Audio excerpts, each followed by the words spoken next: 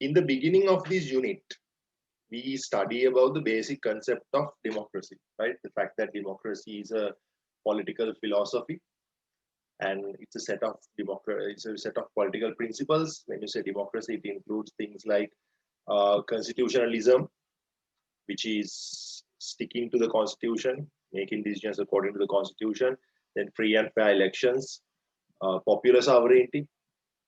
Mm, Free and fair elections means that the representative democracy is currently executed, um, currently implemented through representatives. So elections are the process where we get to choose these representatives. That election has to be free and fair because of that. Then you have popular sovereignty, which means that people of the country being in charge, people in the country being the owners of the sovereignty power of the state. Then you have human rights and fundamental rights, which basically allows you to own the dignity you have as a human being. Then you have separation of powers, which limits the power of the government by preventing the the entire power of the government being centralized at one person. Right? You separate the tasks of the government into legislature, executive, and judiciary, and that way you prevent a dictatorship from being occurred. And with separation of powers, you get the concept of checks and balances, which means those institutes controlling each other's powers, um, and so on.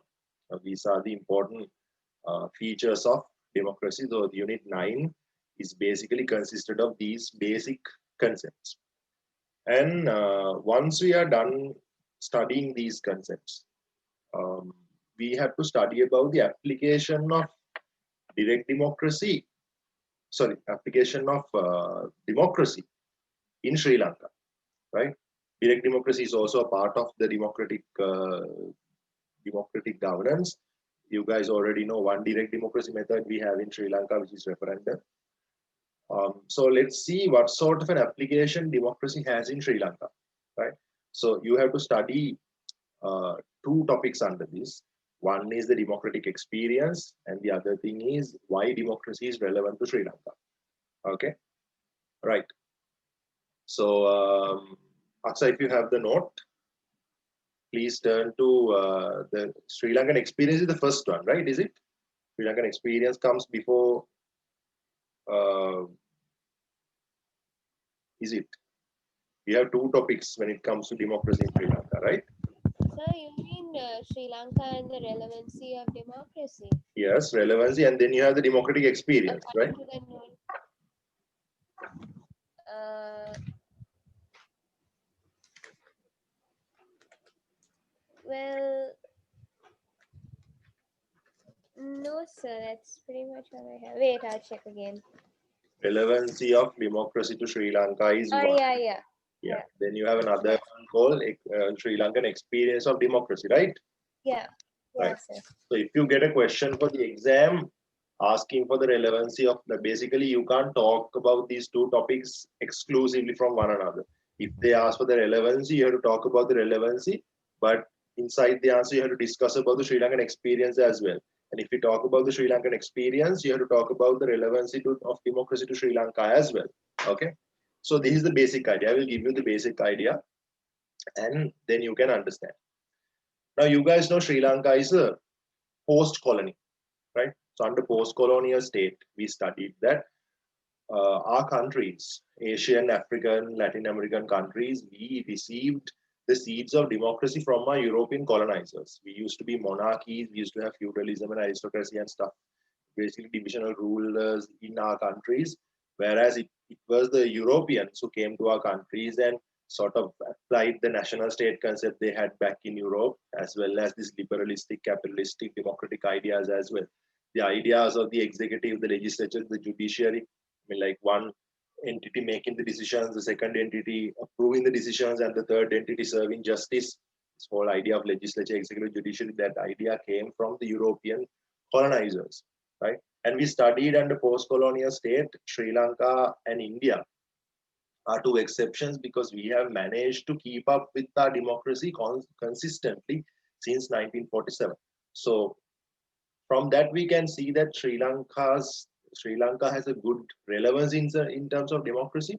Sri Lanka has done a reasonably a good job in terms of democracy compared to other countries, compared to other post colonies, and especially the fact that in 1931, when we had universal franchise, we were the first colony to have universal franchise. Now in the USA, it was in 1918 the universal franchise was given, right? In Britain, it was like somewhere in 1927, 28 when the women were allowed to vote. So within like a short period of time from Western countries, in Ceylon also we received universal franchise quite soon, which is a very bold move. And unlike our elite class political leaders suggested, our citizens did a great job. Our citizens did a great job proving that we are capable of handling democracy. And of course, I'm talking about the political enthusiasm locals showed in the very first state council election in 1931. So in the very first election, our voter turnout was 54% in 1931, which is quite parallel to the voter turnout in nowadays in a local government election. We have about 50 to 54% turning up to vote. And this was like nearly 90 years ago. For the first time, an election was held in Sri Lanka using universal franchise, and 54% of the people turned up. So much so that in some areas like Panadura, the voter turnout was up to 76%, which is a difficult target to achieve. 75+% voter turnout is a difficult target to achieve even nowadays, right? So it was very bold of the locals, and we showed that we are capable of handling democracy. And even since independence, Sri Lanka has been a country that maintained democratic stream since 1947 consistently. So much so, since independence, Sri Lanka's every government change has occurred peacefully and non-violently. Every person who has come to power has come through a democratic measure and has gone out of power through a democratic measure, right? So no one was thrown out in a military coup or arrested by the military, um, or military did not take over. So these things happen quite often in countries like Pakistan, Bangladesh, Bhutan, Nepal, and especially in Latin American countries and African countries, where you see dictators come into power. Sometimes military takes over, sometimes monarchs come back. Even in our system, some of our political leaders are accused of being dictators, but they are sort of turning into dictators within the democratic framework. They get elected from people's vote and then they sort of turn into the dictator mode. But that's of course not justifiable. But compared to other post colonies, we have done a great job because even even dictators consider coming to power democratically, contesting election and winning. And even the leaders who have gone to the dictator mode, I don't want to mention names, but there are some political leaders in our country who were accused of sort of going dictator mode. But even them, they had the election from time to time. They just use unethical tactics to win the election sometimes, rather than thinking of just throwing the election away and staying in power nonetheless, unlike what's happening in other post-colonial countries. So compared to that, we can see that Sri Lanka has done a good job in terms of keeping up with democracy. But in the beginning of your answer, when you're writing this, you need to mention this particular sentence. The Sri Lankan experience in terms of democracy is a mixed one. After saying that, explain what I just said. Because Sri Lanka's experience is a mixed one because we've had positive features as well as negative features. We've had like really bold movements in democracy and really dark moments of democracy. Now, comparing to 1931 Donomo reforms and 1931 universal franchise and how our people turn out to vote, we have some incidents of the 1982 referendum, 1999 provincial council election, 2004 general election, where we had like clear violations of free and fair elections. In 1982, the referendum was held in a very corrupted manner, whereas most of the votes were rigged. Then in 1999, the provincial council election also in northern western province, the thugs just showed up and they casted all the votes in broad daylight. And in 2004 general election was also corrupted the voting system in northern and eastern provinces because of the LTT. They casted all the votes by themselves in quite broad daylight, and these are like black marks of the democratic history of Sri Lanka. And other than that, in late 80s, during the Indo-Lanka peace accord time, there were instances where taking part in an election resulted in a bullet coming your way as a result of heavy political violence we saw in late 80s. So we can see that in contrast with the fact that since the earlier days that our people had a good voter turnout, which is a bold feature, there are darker features also later on. And we just like we can see that our politics has been like quite violence free in terms of power transitions, but we can see indirectly there have been a lot of bloodshed and politically related areas such as the ethnic conflict and the civil war, where we saw like quite bad violence in the 80s and the 90s and early 2000s. So just like we have very bright features, we have very dark features as well. So our memory book is sort of filled with white keys and black keys both, like a piano, right? As because it's not all white, no, it's all black. Now, some of our memories are quite good. It can be proud to be Sri Lankan and recall them. But on the other hand, sometimes yes, you shouldn't be very proud of some of those moments. So we can list out the reasons why would you say that Sri Lanka's democracy is good, and on the other hand, why would you say Sri Lanka's democracy is bad? If someone asks what sort of democracy you have, is it good or bad? In terms of Sri Lanka, it's very difficult for us to give a straightforward answer. Now, if you ask how's the democratic status in Ethiopia, how's the democratic status in Sudan, can directly say no. Is it good? No, it's bad. In those countries, democracy is bad. If you ask how's democracy in Switzerland, it's like good, it's top notch, right? When you ask how's democracy in Sri Lanka, you can't say it's good or bad because we have reasons to say both. We have very good features, we have very bad features. That's why we started by saying Sri Lanka has a mixed experience in terms of democracy. Now, this is what you need to write if they ask a question. Basically, professor will expect you to define what sort of a democratic experience we have, which is a mixed one, and just need to explain why it is a mixed one. What are the good features about our system? What are the bad features about our system? Okay, right. So, Aksa, can you read the relevance of democracy to Sri Lanka until the the experience of democracy? From that point, pass it to Ketty. Okay.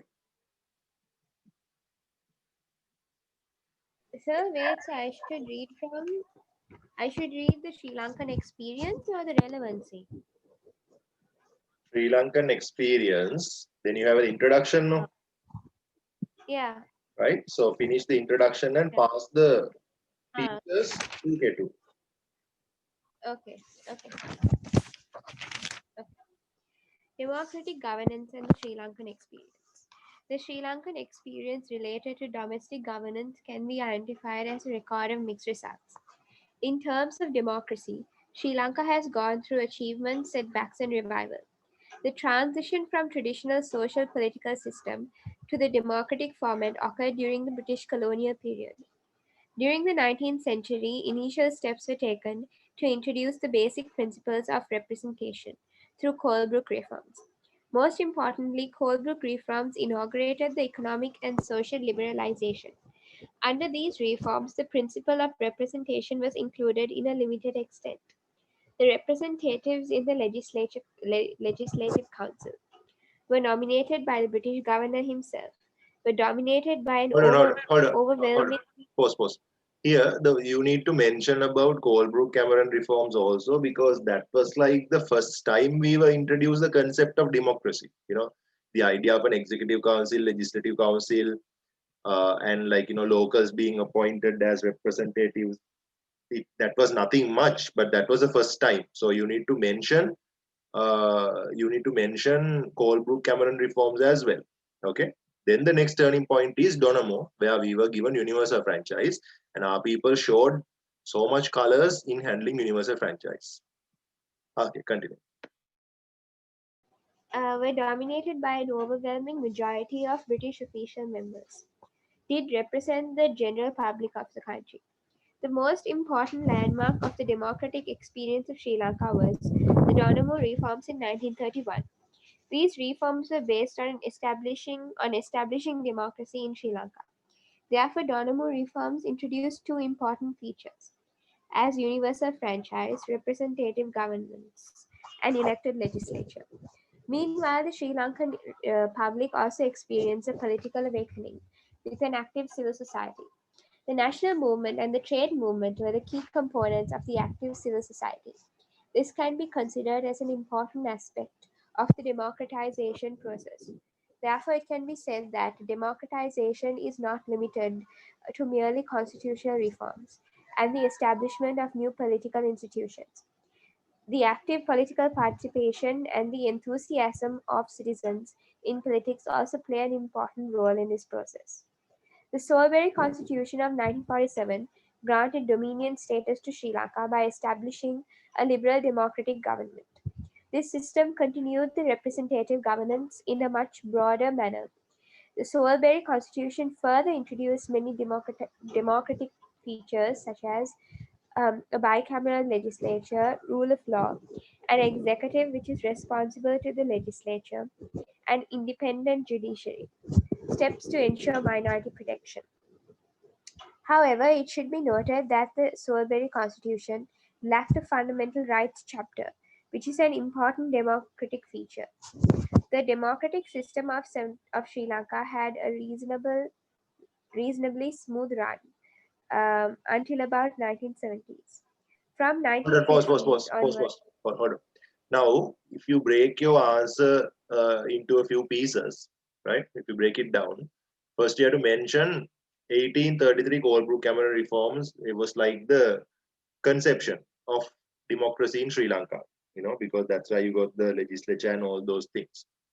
Following that, uh, Donamo was like the turning point where our people showed that we are capable of handling universal franchise, and people came and voted. Then welfare services and all the things were established. The development gap between villages and cities were like balanced, which means like the democracy started really taking off.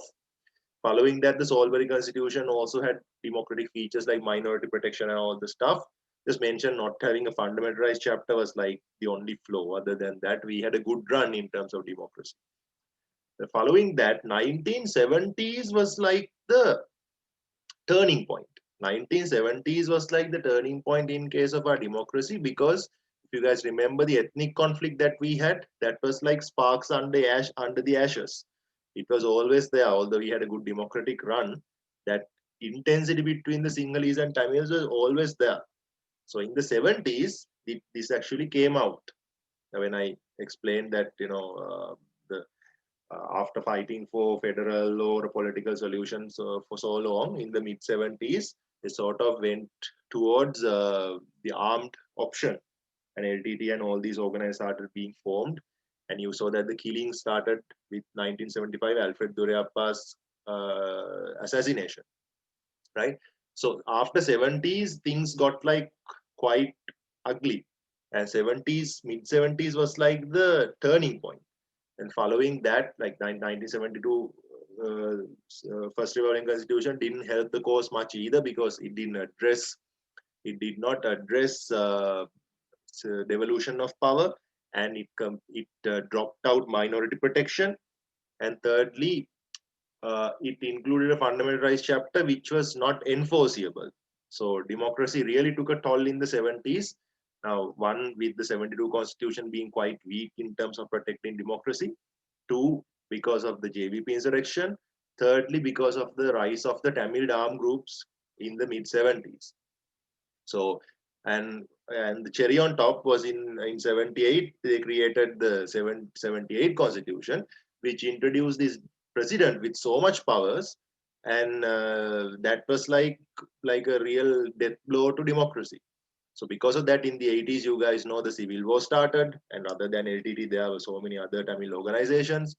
And then the JVP came back, and the Black July took place, and the Indo-Lanka Pact and the Indian Army came, and like seeing a dead body became something very normal in Sri Lanka in the late 80s, and that was like a very bad point in terms of democracy. So much so, some political scientists call this the decaying point of democracy in Sri Lanka. Democracy decayed, right? It got decayed. Narak වෙනවා කියලා කියන්නේ it sort of got decayed.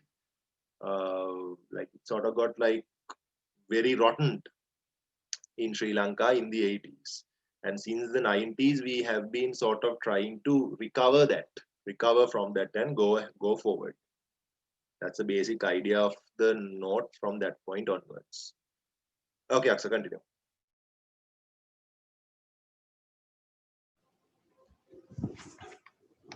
From 1950s onwards, ethnic tensions arose between Sinhalese and Tamils, yet this did not have a reasonable negative impact on the democratic governance of the country. During these decades, elections were held regularly under peaceful circumstances. Government changes occurred, occurred through peaceful yet electoral measures. The political participation of the general public has notably increased in elections, and a political party system was established with two major parties and many minor parties. Other than this, the social welfare policies which were introduced during the 1930s were also continued, ensuring social peace through the redistribution of social wealth.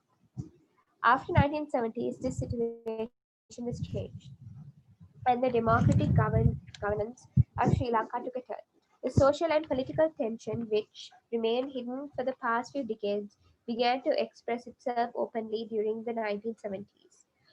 On one hand, 1971 revolution broke out, and as a result of youth insurgency. On the other hand, the Tamil nationalist movement, which was initiated in 1950s as a movement for regional autonomy, turned into a separatist movement by mid 1970s. By 1980s, this turned into a civil war. The civil war led the country into a continuing state of emergency, suspension of the rule of law, and the militarization of state and society. Therefore, 1970s can be identified as a turning point of the democratic governance of the country, and 1980s can be identified as a major setback of the democratic record of Sri Lanka. The 1977 general election resulted in an overwhelming win in the United National Party and J.R. Jayawardena. Following the election, the new government secured an overwhelming majority in the legislature, 5-6. Following this, the 78 Second Republican Constitution was introduced, and as a result of the overwhelming power of the government, the Constitution accepted a power centralized government format, which was unhealthy in terms of democracy. The 78 Constitution featured a mixed executive similar to the French Constitution. However, this constitution created an imbalance. So the power of the president dominated every other part of the government, including the rest of the cabinet, as well as the legislature. The position of the president was the most powerful and dominant authority, as the power was not subjected to checks and balances. Therefore, the 78 Constitution is considered as another setback on the democratic status of Sri Lanka, mainly due to the creation of the position of unlimitedly powerful president. However, it should be noted that the 1978 Constitution also included a bold democratic feature, as it included a fundamental rights chapter and allowed citizens to seek judicial position over fundamental rights violence. The British political scientist Moore has pointed out that this period is one of the retreats from democracy in his book, Retreat from Democracy in Sri Lanka, Journal of Commonwealth and Comparative Politics in 1992. Also, Neil Devota, a a Sri Lankan political scientist, identifies the time period after 1980s as a process of political decay and democratic regression in his book, From Civil War to Soft Authoritarianism in 2014. The governmental format which was established under the 1978 Constitution